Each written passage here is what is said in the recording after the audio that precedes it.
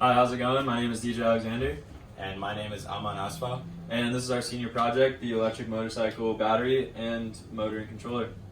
And before we get into the technical aspects of our project, we did complete building this entire project this quarter in our at-home laboratory due to the COVID pandemic.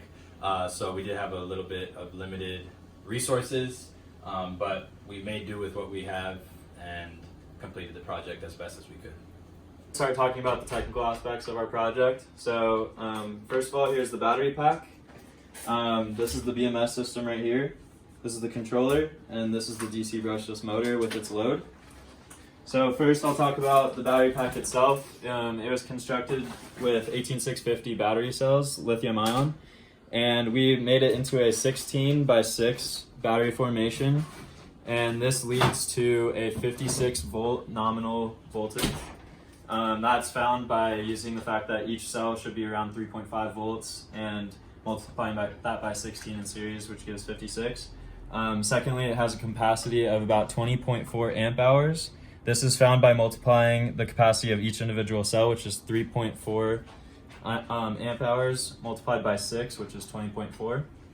And it has an energy capacity of about 1.14 kilowatt hours. And this is found by multiplying the 56 volts by the 20.4 amp hours. This leads to a range for our electric motorcycle of about 5.7 miles, and that's given the fact that for every kilowatt hour of a battery, you'll get about 5 miles of range. So now I'm going to talk about the design of our battery pack a little bit. So you may be wondering why it has a little bit of a interesting pyramid type of shape.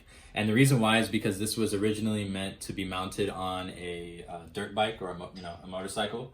And so the shape of this battery pack was originally meant to mimic the gas tank that was on the original motorcycle. So you can imagine the battery pack would sit on the frame of the dirt bike and kind of fall off each side of it, with the 3 parallel here and the 3 parallel sides there. So how we made this battery pack was through 18650 lithium-ion battery cells and these terminal caps, a kit that we bought online. And so it's hard to see here, but essentially you just put them together and you push them in hard, and it makes the connection to each end of the battery cell without any spot welding, which is a much safer option for us and why we opted for it. So now, to prove and show that there is voltage on this battery pack at various points, we have our digital multimeter here, which currently is reading 0 volts, as you can see.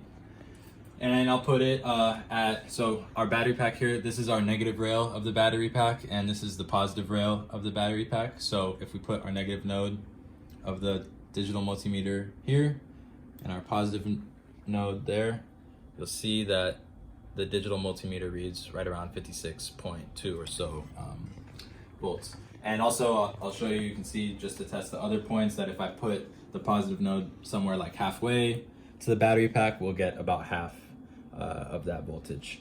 So this digital multimeter allows us to ensure that all the cells are working manually. However, we did put in place a more automated system of checking the voltages and amperage of the battery pack through our battery management system, also known as a BMS, which DJ will explain.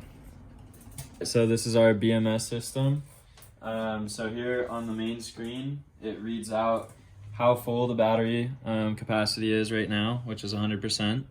And then it reads the voltage of the system, so 56.29 volts right now.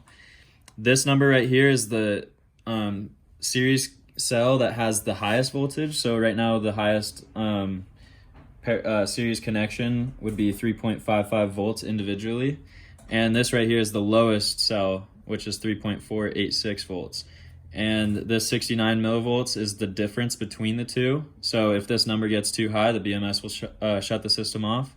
And this temperature right here, there's a temperature sensor that sprouts from this BMS system, and it goes into our battery system on both sides. And so there's two sensors, and this takes the average of the two temperatures just to make sure that the system is maintaining a safe temperature. Next, we have this screen.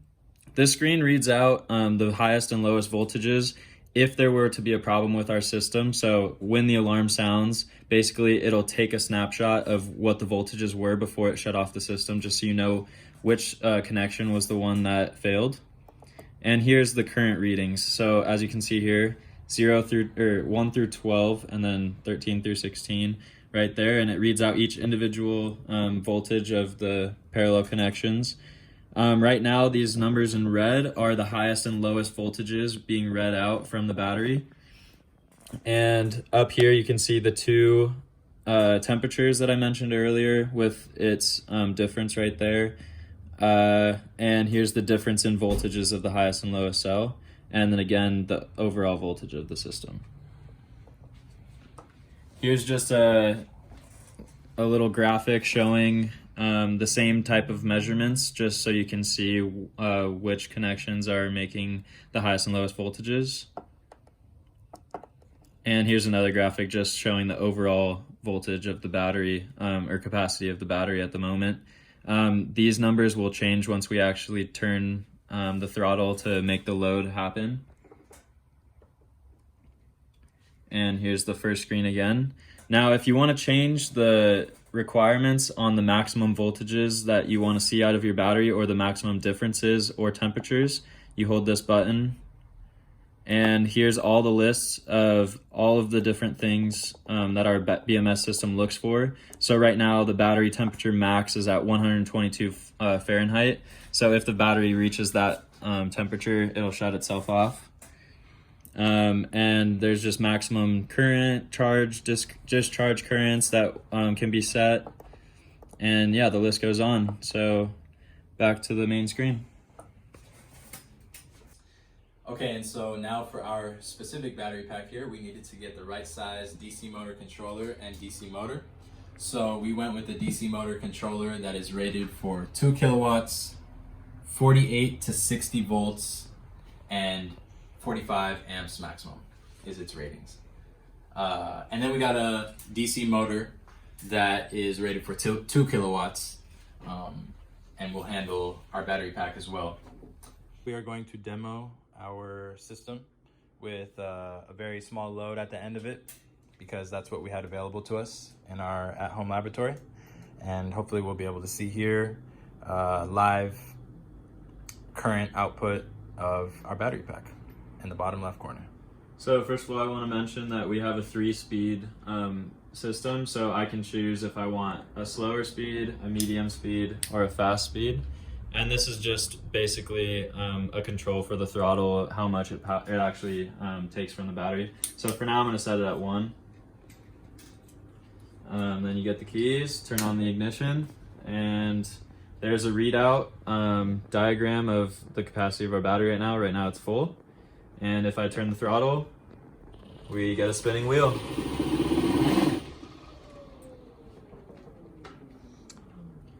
And now to show it live on the BMS, if you could go ahead and rev it at a kind of constant speed, DJ.